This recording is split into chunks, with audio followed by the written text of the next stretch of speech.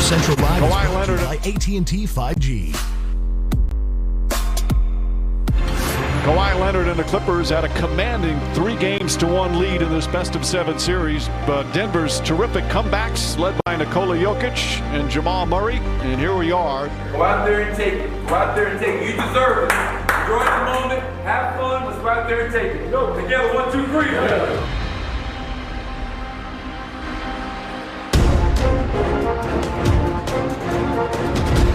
Jokic, nice feed inside to Harris, and Harris gets that one to go. That's some pass right there. But as Jokic drives inside, lays it up and in. Nikola Jokic and the Denver Nuggets, a good start.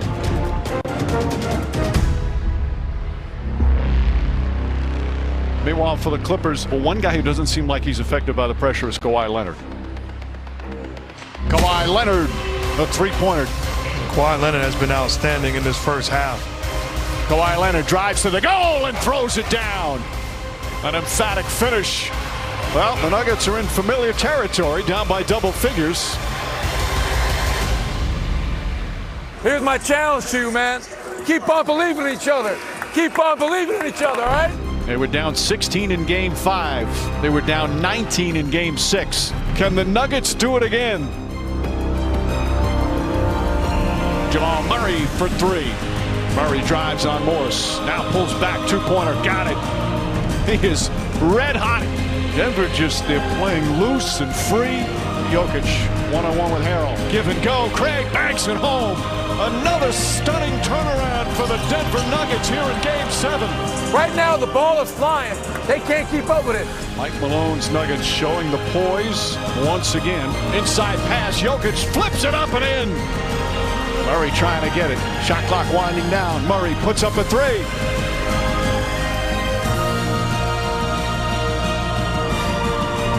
Bang! Jamal Murray from downtown.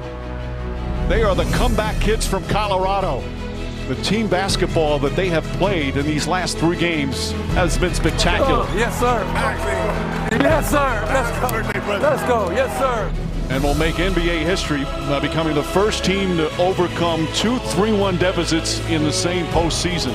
This is a special crew. Nobody think that we can do something, and we prove ourselves and prove everybody that we can do something. Are you going to say something?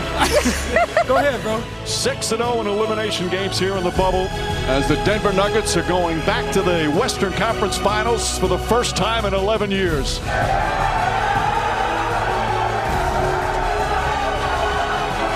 I've never been around a team like this, man. For real. Inspirational group. Love all y'all, man. We got work to do.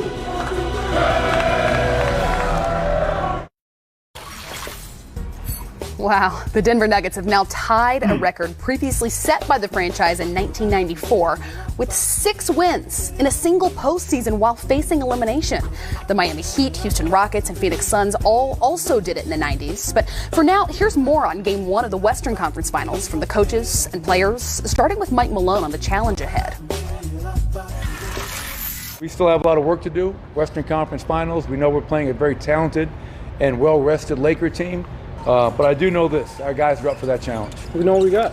And when we're all clicking, when we're making shots like that and playing defense together, you know, we're a top 4 team, top 3 team in the league. And we're trying to prove to be the number 1. We've been doing this. I don't know how many times we got to prove it over. You know, we've been doing this, and we have the talent to do it. The confidence that they're playing with, the chip on their shoulder that they're playing with was really noticeable. Obviously, they're a very resilient group.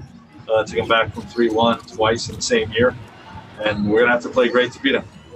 They have a lot of fight. They don't really quit.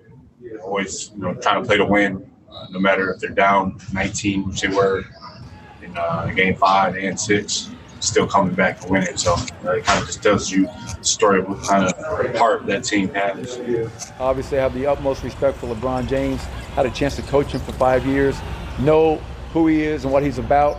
And I'm sure he was watching every one of our games, taking notes, because his intelligence is off the charts. Yeah, Joker is one of the most unique players in the world, and one of the most unique players ever to play the center position in this league. They understand his ability to pass the basketball and do a great job speed cutting through the lane, and it'll make it very difficult to guard. It does make this series a little different, a lot different actually than last series. Obviously, we're going to be the LA Lakers, who we've been all year. We adjusted to a small ball team last series, but I would expect us to return to form. And Jim, we just heard Frank Vogel call Nikola Jokic one of the most unique players in the entire world. He affects the game in so many ways, but his passing may be his most impressive skill. What did you see from him in Game 7 against the Clippers as far as being a facilitator goes?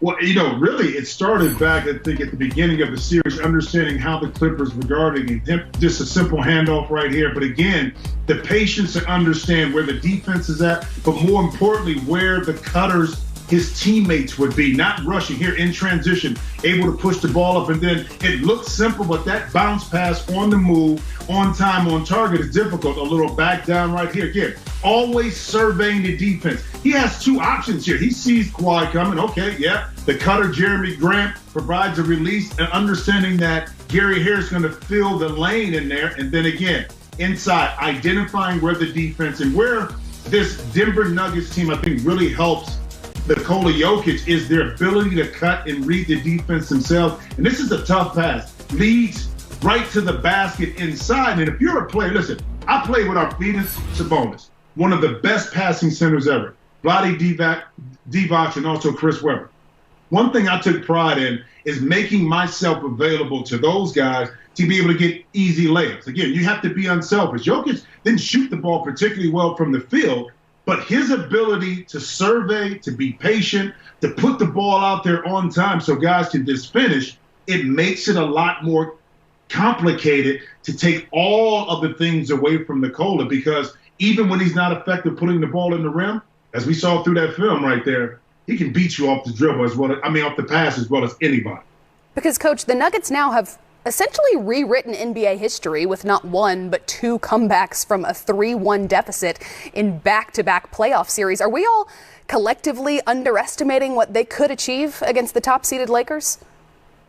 Well, I had them underestimated twice when they were down 3-1 in each series. I said, they're gone. Yeah. And they came back and played. So yeah, I guess we are all underestimating them. I looked at them. I thought the Clippers just had their number, and they just fought back.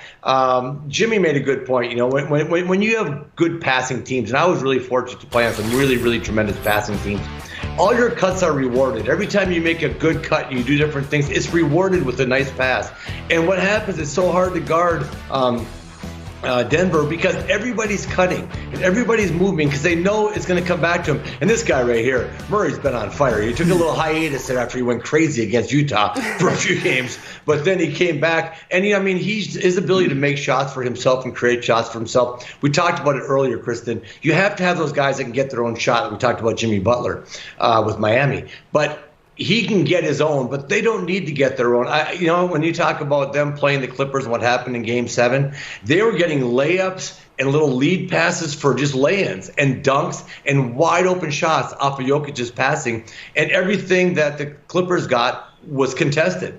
And everything was a hand in their face. There wasn't as much movement from the Clippers as there was from Denver. So, yes, we have underestimated this team, but it's a fun team to watch. And they're going to go against a very, very good defensive unit in the Lakers, and it's going to really stress this team, and they're going to have to be on top of their game to beat the Lakers for sure.